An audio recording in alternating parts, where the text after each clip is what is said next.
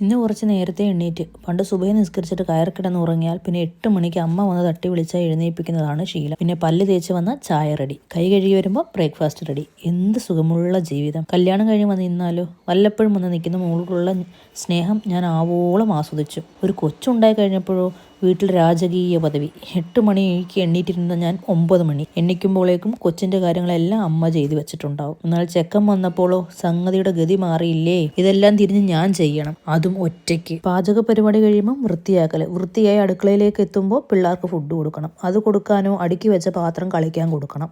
ആ കടമ്പ കഴിഞ്ഞ് വീണ്ടും ഒതുക്കൽ, കുളിപ്പിക്കൽ, അങ്ങനെ നീണ്ട നിര. പലിശ സഹിതം പടച്ചോൻ പണി എനിക്ക് തിരിച്ചു തന്നതാണോ ആവോ, അള്ളാഹ്ക്കറിയാം. പക്ഷെ അന്നും ഇന്നും ഞാൻ ഏറ്റവും കൂടുതൽ മിസ് ചെയ്യുന്നത് എൻ്റെ അമ്മായി തന്നെയാണ്. അടുക്കളപ്പണിയിൽ ഇത്രയധികം കാര്യം ഉണ്ടായിരുന്നു എന്ന് എനിക്ക് ഇപ്പോഴാണ് മനസ്സിലായത്. ഈ ഹൗസ് വൈഫ് എന്നത് ഒരു ശമ്പളം കിട്ടേണ്ട ജോലി തന്നെ ആടോ.